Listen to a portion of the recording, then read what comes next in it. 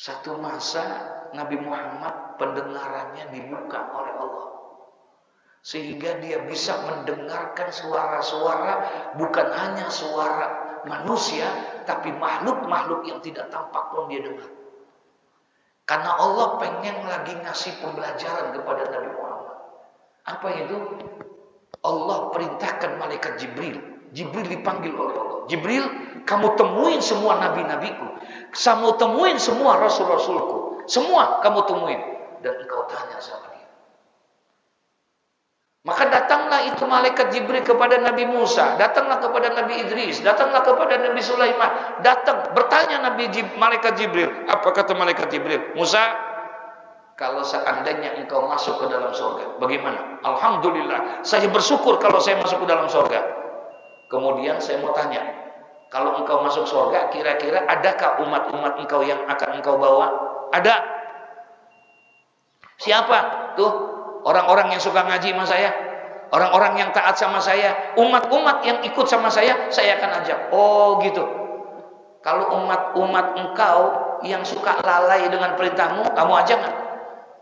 Kalau umat-umat engkau yang tidak pernah sembahyang, kamu ajak nggak? Orang yang suka berjudi, kamu ajak? Enggak, aku tidak akan ajak dia. Yang aku ajak masuk ke dalam surga hanya umat-umatku yang taat kepadaku, beribadah kepada Allah. Oh gitu, iya. Nabi dengar. Ternyata Nabi Musa yang ngajak yang baik-baik doang, yang jelek diajak nggak? Enggak. Jibril datang lagi ke Nabi Idris, Jibril datang lagi kepada Nabi Sulaiman, datang lagi kepada Ibrahim, ditanya seperti itu. Ternyata jawabannya sama, yang dia ajak hanya yang baik-baik saja, yang jelek tidak dibawa. Setelah semua nabi dan semua rasul ditanya, malaikat Jibril tinggal menanya Nabi Muhammad. Datanglah malaikat Jibril kepada Nabi Muhammad, sampai di Nabi Muhammad nggak jadi Jibril nanya. Kenapa? Karena dia lihat pada saat itu Nabi Muhammad sedang menangis terseduh-seduh, nangis, nggak jadi, nggak berani naik lagi. Dah ditanya sama Allah, Jibril, udah kamu jalankan tugas? Udah. Kamu udah jalankan itu pertanyaan? Udah. Semua. Aku tanya Musa, aku tanya Sulaiman, semua aku tanya. Ada yang belum? Ada. Siapa? Kekasihmu Muhammad. Kenapa engkau tidak tanya kekasihku Muhammad? Aku nggak berani ya Rabb. Karena ketika aku datang, aku lihat kekasihmu Rasulullah Muhammad sedang menangis terseduh-seduh. Kata Allah, kenapa kekasihku menangis? Coba engkau tanya, apa yang menyebabkan dia menangis? Maka turunlah itu malaikat Jibril lagi nanya kepada Nabi Muhammad, apa yang membuat engkau menangis wahai Rasulullah? Apa jawaban Nabi Muhammad? Ya Jibril, aku dengar ketika engkau datang kepada Nabi Musa, ketika engkau datang ke Sulaiman, ke Ibrahim, ke semua para nabi, aku dengar dengan jelas mereka ketika masuk ke dalam surga, mereka hanya ingat kepada umat-umatnya yang baik saja.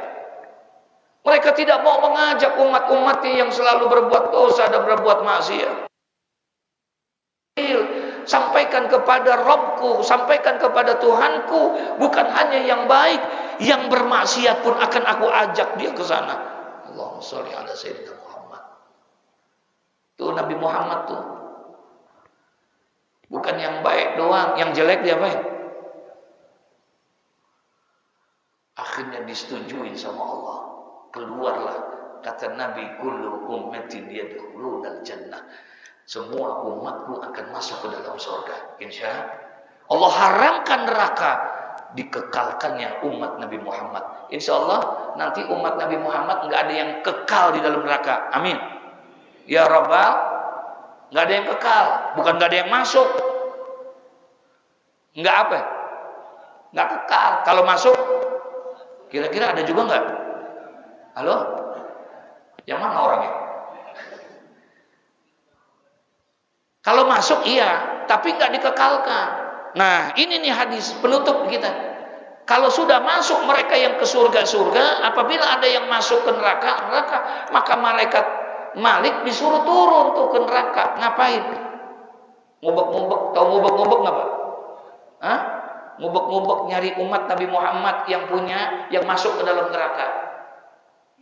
Diperiksain atu-atu. Lihat tangannya, kata Allah. ada kebaikan nggak di tangannya? Nggak ada. Coba lihat di kakinya, kakinya kagak ada juga. Nggak pernah ngelangkah ke tempat yang baik. Kalau lewat masjid, mencong mulu. Matanya nggak ada kebaikan, semuanya nggak ada kebaikan. Kata Allah, coba lihat di hatinya. Di hatinya pun nggak ada kebaikan. Masya Allah, kalau kayak begitu.